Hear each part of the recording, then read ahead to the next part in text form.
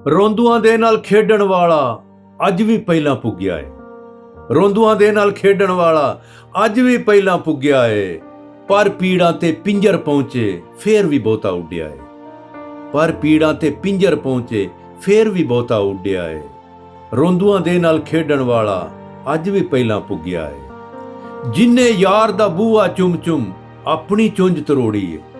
ਜਿੰਨੇ ਯਾਰ ਦਾ ਬੂਹਾ ਚੁੰਮ ਚੁੰਮ ਆਪਣੀ ਚੁੰਝ ਤਰੋੜੀ ਏ। ਲੋਕਾਂ ਭਾਣੇ ਉਸ ਪੰਛੀ ਨੇ ਦਾਣਾ ਪਾਣੀ ਚੁੱਗਿਆ ਏ। ਲੋਕਾਂ ਭਾਣੇ ਉਸ ਪੰਛੀ ਨੇ ਦਾਣਾ ਪਾਣੀ ਚੁੱਗਿਆ ਏ। ਰੋਂਦੂਆਂ ਦੇ ਨਾਲ ਖੇਡਣ ਵਾਲਾ ਅੱਜ ਵੀ ਪਹਿਲਾਂ ਪੁੱਗਿਆ ਏ। ਉਂਗਲਾਂ ਉੱਤੇ ਵਾਲ ਖਲੋਤੇ ਚਮ ਚੋਟੀ ਤੇ ਸਿੰਘ। ਉਂਗਲਾਂ ਉੱਤੇ ਵਾਲ ਖਲੋਤੇ ਚਮ ਚੋਟੀ ਤੇ ਸਿੰਘ। ਉਹ ਕਿਹੜੀਆਂ ਕਿਹੜੀਆਂ ਥਾਵਾਂ ਉੱਤੇ ਖਬਰੇ ਕੀ ਉੱਗਿਆ ਏ। ਕਿਹੜੀਆਂ ਕਿਹੜੀਆਂ ਥਾਵਾਂ ਉੱਤੇ ਖਬਰੇ ਕੀ ਉੱਗਿਆ ਏ। ਰੋਂਦੂਆਂ ਦੇ ਨਾਲ ਖੇਡਣ ਵਾਲਾ ਅੱਜ ਵੀ ਪਹਿਲਾਂ ਪੁੱਗਿਆ ਏ। ਆਲੂ ਅਦਰਕ ਹਲਦੀ ਹਰਬਲ ਅਸਦ ਸੁਹਾਂਜਣਾ ਸੰਮਾ। ਆਲੂ ਅਦਰਕ ਹਲਦੀ ਹਰਬਲ ਅਸਦ ਸੁਹਾਂਜਣਾ ਸੰਮਾ। ਦੱਬਿਆ ਜਦ ਵੀ ਮਿੱਟੀ ਵਿੱਚੋਂ 100 ਵਾਰੀ ਉੱਗਿਆ ਏ। ਦੱਬਿਆ ਜਦ ਵੀ ਮਿੱਟੀ ਵਿੱਚੋਂ 100 ਵਾਰੀ ਉੱਗਿਆ ਏ।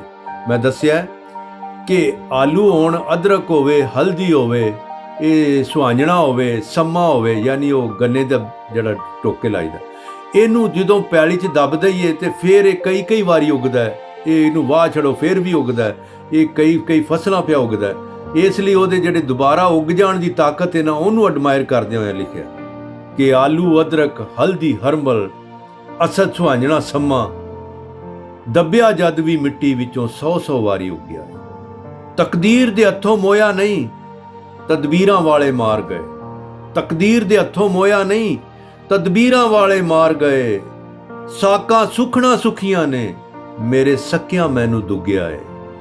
ਸਾਕਾਂ ਸੁਖਣਾ ਸੁਖੀਆਂ ਨੇ ਮੇਰੇ ਸਕਿਆਂ ਮੈਨੂੰ ਦੁੱਗਿਆ ਏ। ਔਰ ਰੋਂਦੂਆਂ ਦੇ ਨਾਲ ਖੇਡਣ ਵਾਲਾ ਅੱਜ ਵੀ ਪਹਿਲਾਂ ਪੁੱਗਿਆ ਏ। ਆਬੂ ਹੋਲਾਂ ਦੋਧੀ ਕਚਰੇ ਸਜਰੀ ਬੋਣੀ ਫਿਤਰਤ ਦੀ। ਆਬੂ ਹੋਲਾਂ ਦੋਧੀ ਕਚਰੇ ਸਜਰੀ ਬੋਣੀ ਫਿਤਰਤ ਦੀ। ਉਹ ਲੋਭ ਦੀ ਸਿੱਲੀ ਕੁੱਲੀ ਵਿੱਚ ਤੇ ਪੱਕਾ ਨਾਜ ਵੀ ਮੁੱਗਿਆ ਏ। ਆਬੂ ਆਂਦੇ ਨੇ ਜਦੋਂ ਕਣਕ ਅੱਧੀ ਪੱਕੀ ਤੇ ਅੱਧੀ ਕੱਚੀ ਹੋਵੇ ਤੇ ਉਹਨੂੰ ਭੁੰਨ ਕੇ ਜਦੋਂ ਲੋਕ ਖਾਂਦੇ ਸਨ ਤੇ ਉਹਨੂੰ ਆਂਦੇ ਸਨ ਆਬੂ। ਹੋਲਾਂ ਆਂਦੇ ਨੇ ਜਦੋਂ ਚਨਿਆਂ ਦੀ ਫਸਲ ਅੱਧੀ ਕੱਚੀ ਅੱਧੀ ਪੱਕੀ ਹੋਵੇ, ਪੱਕਣ ਦੇ ਨੇੜੇ ਗਈ, ਉਹਨੂੰ ਜਦੋਂ ਭੁੰਨ ਕੇ ਖਾਂਦੇ ਸਨ ਤੇ ਉਹਨੂੰ ਆਂਦੇ ਸਨ ਹੋਲਾਂ।